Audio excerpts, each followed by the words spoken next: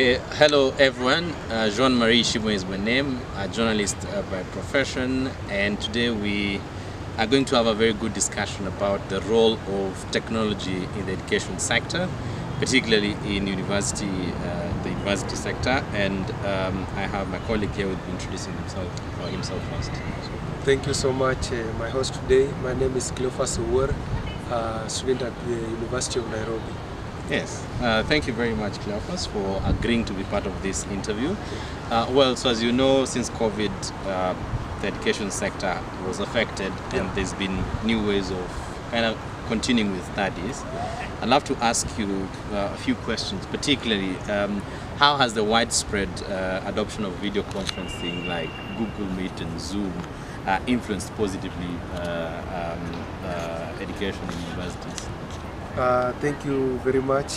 So this thing about technology has really influenced positively the sector of education. First, let us take being that our main point of discussion was in the universities. For example, here at the University of Nairobi, not all people stay in school. Some stay outside, now the distance between the school and where they stay is somewhat far. So you find that most of the people are always forced to attend online classes. But those who are forced to attend physical classes, they sometimes go very many challenges. Like for example, you have to look for money, fare, you reach in class, the lecturer is not around. So you see it's a wasted of first time. Second, that money, expenses. So if we employ this matter of Google Meet and Zoom, being that now classes are to be attended online, I think it will be very good, and it has really helped in the education sector. Okay. Any other advantage that you've seen beyond that? Any other advantage? It has also helped in the researches.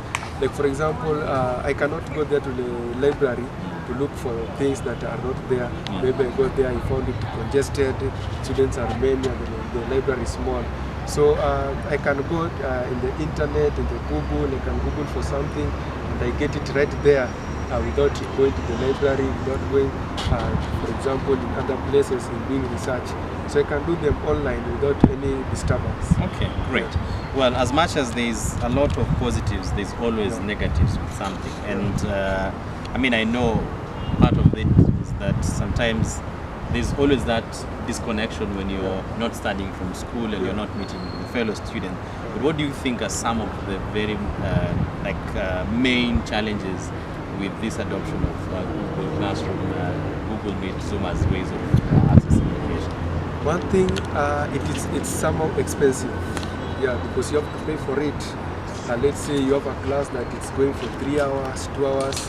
No internet platform that will allow you to do an online class or to browse without any data charges. You have to pay for it, so it's somehow expensive. Number two, it has also encouraged laziness among students and even lecturers. Because somebody is, let's say for example, is at home, is aware that I have a class. So because he knows that I have an online class, I know you're a student, you are once a student. In online classes, you just log in. After logging in, you go away. Yeah. See, so the phone is there. It's alone. there, but you physically you are not around. So it has also encouraged laziness. Another thing, technology in education, it has also encouraged exam cheating in most of the schools. This issue of artificial intelligence. Now you see nowadays an exam is given.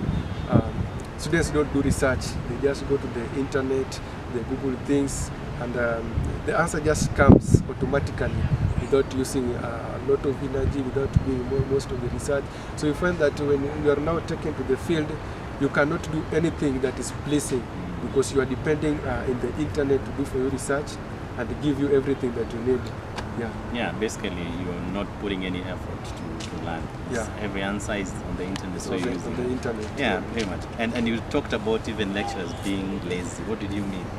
Lecturers being lazy, let's say for example, not all lecturers do attend classes. That one, So we'll just look for an excuse. They say that today I'm busy, I will not be around. Then we can just have an online meeting.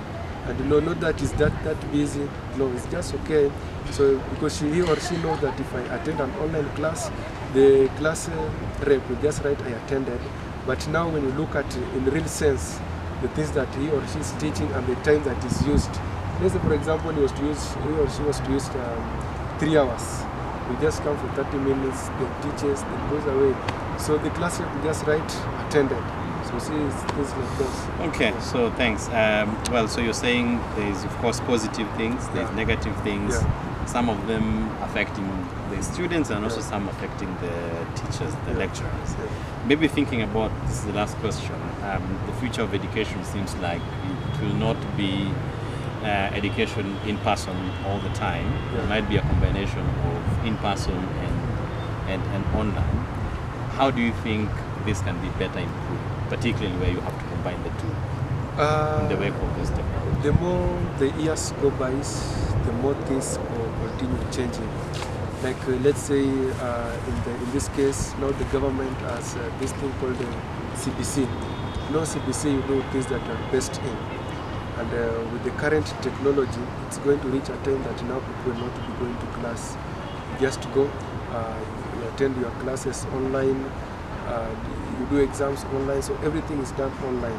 So I see technology in the coming future, it's going to overpower and take over everything. Yeah. Okay, great. Thank you very much. That was our time, and I appreciate for you taking your time to speak to me. Asante sana. Thank you so much for inviting me at the studio and interviewing me. I appreciate it. Asante.